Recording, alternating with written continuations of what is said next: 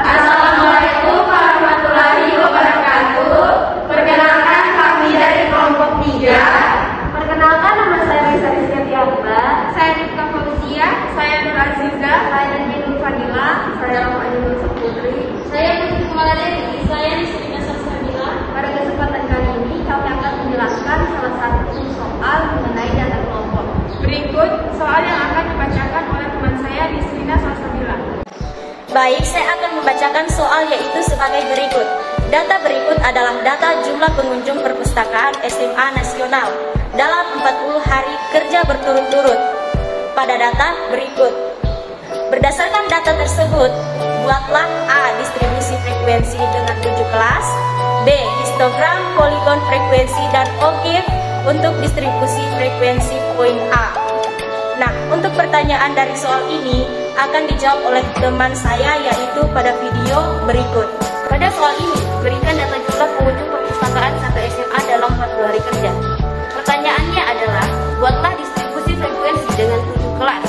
Kemudian, histogram poligon frekuensi dan OGIF distribusi frekuensi poin A. Pertama, kita mulai dengan mengukur datanya dari nilai yang terkecil sampai nilai yang terbesar.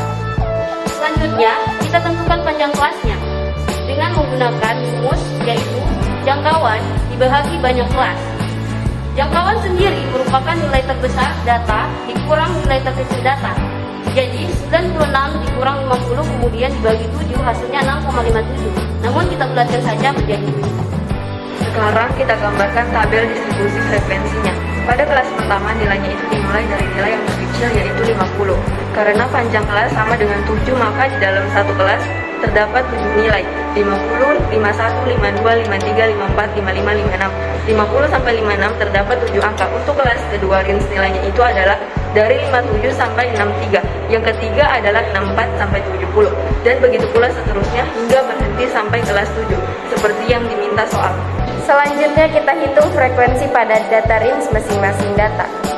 Pada kelas pertama ada 2, pada kelas 2 ada 3, pada kelas 3 ada 8, pada kelas 4 ada 6, pada kelas 5 ada 9, pada kelas 6 ada 7, dan pada kelas 7 ada 5.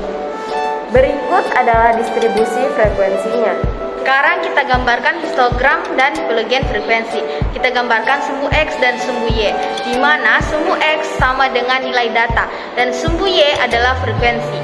Kita gambarkan tingginya sesuai dari tabel yang sudah kita buat sebelumnya. Jadi, pada range 50 sampai 56 tingginya 2 dan 57 sampai 63 tingginya 3 dan seterusnya.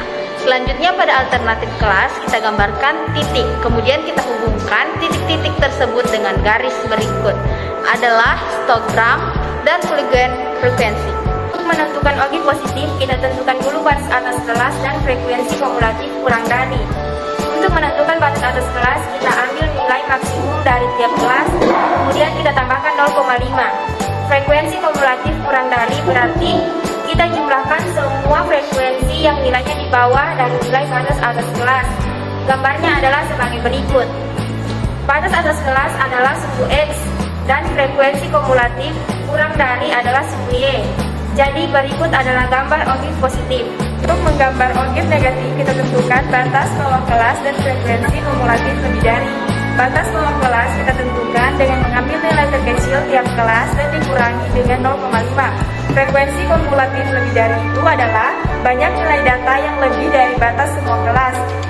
Berarti kita mulai dari banyak total data yaitu 40 kemudian dikurangi dengan frekuensinya.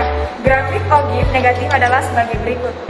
Jadi itu sekian penjelasan jawaban dari soal yang telah diberikan kepada kami. Lebih dan kurangnya mohon maaf.